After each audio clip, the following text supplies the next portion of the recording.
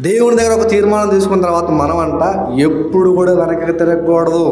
యేసుక్రీస్తు వారు బతికారు నిజంగా. ఫస్ట్ ఒక 12 మందిని ఏర్పరచుకున్నాడు. ఎంతమందిని? 12 మందిని ఏర్పరచుకున్నాడు. 12 మందిని ఏర్పరచుకున్నాడు. తర్వాత ఒక 70 మంది అయ్యారు.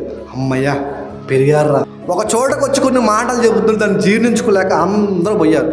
12 మంది మాత్రమే మిగిలారు. మరలా అరే ఇన్ని సంవత్సరాల నుంచి సేవ చేస్తున్నాను, ఎంతోమంది వస్తారు అనుకున్నాను, ఎవరో రావట్లేదు. ఈ 12 మంది ఉన్నారు.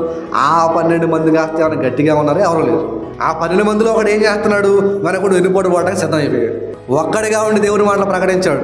అందరికి ఇల్లు ఉన్నాయి, నాకు ఇల్లు లేదు. యేసుక్రీస్తు అందరికి ఇల్లు, నాకు ఇల్లు లేదు అని ఏమైనా నిరసపడ్డా? అందరు కంటిన్యూ నిద్రపోతున్నారు, ఆయన నిద్ర లేదు. ఏమైనా నిరసపడ్డా? అందరికి అన్నీ ఉన్నాయి, అక్క జిల్లా బంధుమిత్రులు అందరూ సరదాగా పండగలు చేసుకుంటారు, నాకేమీ లేవు అని ఏమైనా వెనక తగ్గాడా? ఎవరు పట్టించుకో, నేను మాత్రం వెళ్తాను అంతే. నేను వెళ్ళిపోయాడు ముందు. అట్లుండాలి తీర్మానం అంటే. ఒక్కసారి మనం కమిట్మెంట్ ఇచ్చామా దేవునికి, అంతే ముందుకు వెళ్ళిపోతూ ఉండాలి.